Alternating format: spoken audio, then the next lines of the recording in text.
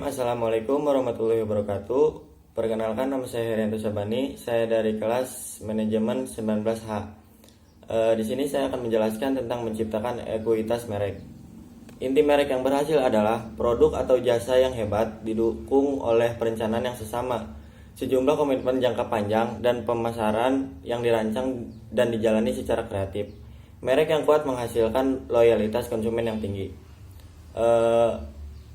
Nama, istilah, tanda, lambang, atau desain dan kombinasi yang dimaksudkan untuk mengidentifikasikan barang atau jasa dari salah satu penjual dan kelompok penjual, dan mendiferensiasikan mereka dari para pesaing. Peran merek bagi konsumen. Yang pertama, mengidentifikasikan sumber dan memungkinkan konsumen menuntut tanggung jawab atas kinerja. Lalu menyederhanakan pengembangan dan keputusan dan mengurangi resiko. Yang kedua, peran merek bagi perusahaan yaitu menyederhanakan penanganan dan penelusuran produk, membantu mengatur catatan persediaan dan akuntansi, perlindungan hukum untuk fitur atau aspek untuk produk, loyalitas yang memberikan tingkat permintaan yang aman. Sekian dari saya. Kurang lebihnya mohon maaf. Wabillahi taufiq wal hidayah. Wassalamualaikum warahmatullahi wabarakatuh. Bismillahirrahmanirrahim. Perkenalkan, nama saya Muhammad Burhanuddin Muharram dari kelas manajemen 19H.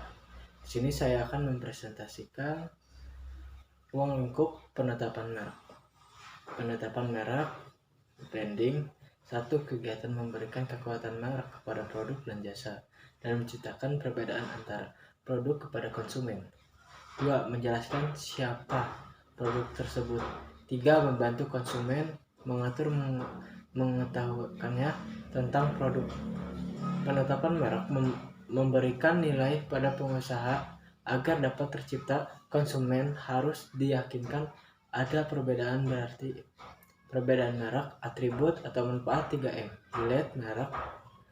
Sarana yang tidak berhubungan langsung seperti Gucci, LV, dan Chanel. Yang cetak merek, memasak merek bersama Jamie Oliver. Nah, telah mengelola karirnya dengan baik sebagai merek. Terus, siapakah Jamie? Nah, seorang berhasrat kuat, berinspirasi. Manfaat rasional, tidak jahat, jujur, mudah digunakan. Apa ia janjikan? Apa yang penting baginya? Kreativitas, manfaat emosional, dan terakhir, sekian dan terima kasih. Bismillahirrahmanirrahim. Assalamualaikum warahmatullahi wabarakatuh. Perkenalkan, nama saya Noval Andrianto dari kelas MN19H Prodi Manajemen. Di sini saya akan mendefinisikan ekuitas merek. Ekuitas merek atau brand quality adalah nilai tambah yang diberikan pada produk dan jasa. Ekuitas merek dapat tercermin dalam konsumen berpikir, merasa, dan bertindak dalam hubungan dengan merek dan juga harga pasarnya dan probabilitas yang diberikan merek bagi perusahaan. Ekuitas tersebut dibagi menjadi 2, ekuitas merek berbasis pelanggan, juga pengarah orientasi dimiliki pengetahuan mereka atau respon tersebut. Pengetahuan merek, semua pemikiran, perasaan, cinta, pengalaman, keyakinan, dan nilai-nilai yang berhubungan dengan merek. Tantangan membuat ekuitas merek yaitu memastikan konsumen memiliki jenis pengalaman yang tepat untuk menciptakan pengetahuan merek.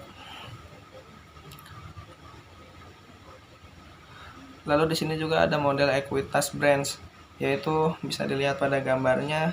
Dari yang tingkat ke-1 ada terikat, yang keduanya keunggulan, yang ketiganya kinerja, yang keempat repelensi, dan yang terakhir adalah kehadiran. Bisa dilihat gambarnya di sebelah saya. Dari model brands ini juga ada tanda panah itu ya, dari bawah ke atas. hubungan yang lemah pangsa rendah ya sampai ke atas arah panahnya. Selanjutnya di sini ada model ekuitas merek atau model Aker. Bisa dilihat di gambarnya.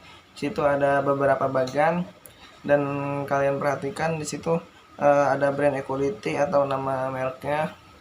Juga di dalamnya ada masih banyak cabang gitu ya di dalam brand equality tersebut.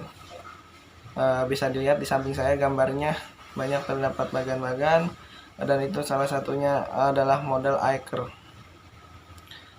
Selanjutnya yaitu model ekuitas merek, model resonansi merek ya. Di sini kita dilihatkan pada gambar itu seperti piramida kerucut, yang paling bawah ada keutamaan dan kanan kiri di atasnya adalah kinerja atau pencitraan, di atasnya adalah penilaian dan perasaan, dan paling atas yaitu puncaknya itu resonansi. Ini yang tatanan gitu ya. Jadi bagian-bagian yang yang terdapat di dalam model resonansi merek ya. Bisa dilihat juga gambarnya di samping saya. Selanjutnya yang ketiga ada pergerakan utama ekuitas merek. 1. Pemilihan awal yang untuk elemen atau identitas merek yang berbentuk merek, nama merek, logo, lambang, karakter, slogan, lagu, dan lain-lain. 2. Produk atau jasa serta semua kegiatan pemasaran dan program pemasaran pendukung yang menyertainya. 3. Asosiasi yang lain diberikan secara tidak langsung dengan menghubungkan merek tersebut dengan beberapa identitas lain. Selanjutnya di sini bisa dilihat ada gambar-gambar seperti brand quality atau merek-merek yang ternama di Indonesia seperti Nike, Spidey. Ini seperti jaringan provider juga ya. Juga ada Kuku Bima. Di sini juga ada elemen merek. Yang pertama, elemen merek adalah alat pencari pemberi nama dagang yang mendefinisikan dan mendefinisikan merek, logo atau lambang, slogan, dan lain-lain. Yang kedua, kriteria pilihan elemen merek yaitu diantaranya dapat diingat, dimengerti, dapat disukai, berarti, dapat ditransfer, dapat disesuaikan, dapat dilindungi. Nah, di sini juga kan misalkan kayak logo Aqua gitu sama Apple itu di logonya sangat dilindungi gitu. Jadi nggak ada seperti tiruan gitu seperti ada Aqua KW ataupun Apple KW gitu. Sangat dilindungi. Sekian dari saya, kurang lebihnya mohon maaf. Wabillahi taufiq wal hidayah. Wassalamualaikum warahmatullahi wabarakatuh.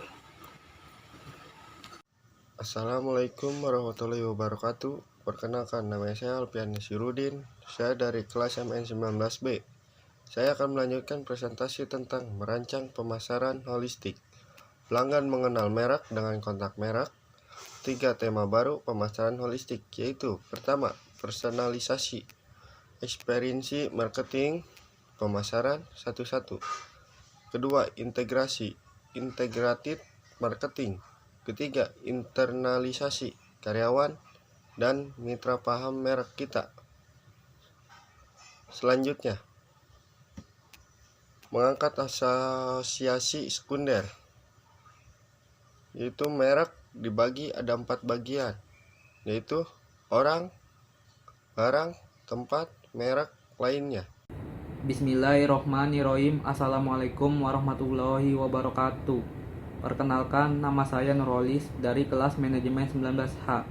Saya akan menjelaskan materi pengukuran brand ekuitas, tahap-tahap nilai, investasi, program pemasaran, contohnya produk, komunikasi, perdagangan, karyawan lainnya. Pola pikir pelanggan, contohnya kesadaran, asosiasi, sikap, keterikatan, kegiatan, kinerja merek, contohnya premi, harga, elastisitas harga, pangsa pasar, keberhasilan, ekspansi, struktur biaya, profitabilitas, nilai pemegang saham, contohnya harga saham, rasio PE, kapitalisasi pasar, pengalih program, contohnya kejelasan, relevansi perbedaan, konsistensi pengali pelanggan. Contohnya, reaksi kompetitif, dukungan saluran, ukuran, dan profil pelanggan. Pengali pasar, contohnya dinamika pasar, potensi pertumbuhan, profil, resiko, kontribusi merek. Penilaian merek brand valuation, segmen pasar, contohnya analisis keuangan, laba tidak berwujud, pendorong permintaan, peran, penetapan merek, laba merek, penetapan tolok ukur yang kompetitif, kekuatan merek, tingkat diskonto merek, nilai merek, nilai sekarang bersih dari laba merek masa depan. Pengelolaan ekuitas merek, contohnya pengelolaan merek yang efektif merupakan tindakan jangka panjang. Penguatan merek Pepsodent, Coca-Cola, Heinz, produk manfaat dan pemenuhan kebutuhan, bagaimana mereka membuat produk lebih unggul. Revitalisasi merek Harley Davidson, Mountain Dew, Cadillac, perubahan positioning karena perubahan selera dan preferensi konsumen, pesaing, dan teknologi baru dan perkembangan lain. Sekian dari kami. Wabila taufiq hidayah. Wassalamualaikum warahmatullahi wabarakatuh. Assalamualaikum warahmatullahi wabarakatuh. Saya Bismi Khairi Muhammad dari kelas MN19H akan melanjutkan presentasi sebelumnya dari kelompok saya. Selanjutnya adalah strategi penetapan merek, mengembangkan elemen merek baru untuk produk baru. 2. Menerapkan beberapa elemen merek yang sudah ada, brand extension. A. Perluasan lini. B. Perluasan kategori. 3. Menggunakan kombinasi elemen merek baru yang sudah ada, sub-brand. Selanjutnya adalah keputusan penetapan merek. 4. Strategi umum penetapan merek. 1. Nama individual. 2. Nama keluarga selimut. 3. Nama keluarga terpisah untuk semua produk. 4. Nama korpat plus nama individual seperti Honda Jazz, Honda Accord, Honda Civic, dan Honda CR-V. Selanjutnya adalah perluasan merek. Keunggulan perluasan merek. 1. Meningkatkan peluang keberhasilan produk baru. 2. Efek umpan balik yang positif. Selanjutnya adalah kekurangan perluasan merek. Dilusi merek, kanibalisasi merek induk, kehilangan peluang. Selanjutnya kehilangan peluang menciptakan merek baru dengan citra unik untuk ekuitasnya sendiri. Selanjutnya adalah portofolio merek, kumpulan semua merek dan lini merek yang ditawarkan perusahaan tertentu untuk dijual dalam satu kategori atau segmen tertentu. Selanjutnya adalah peran khusus sebagai bagian dari portofolio.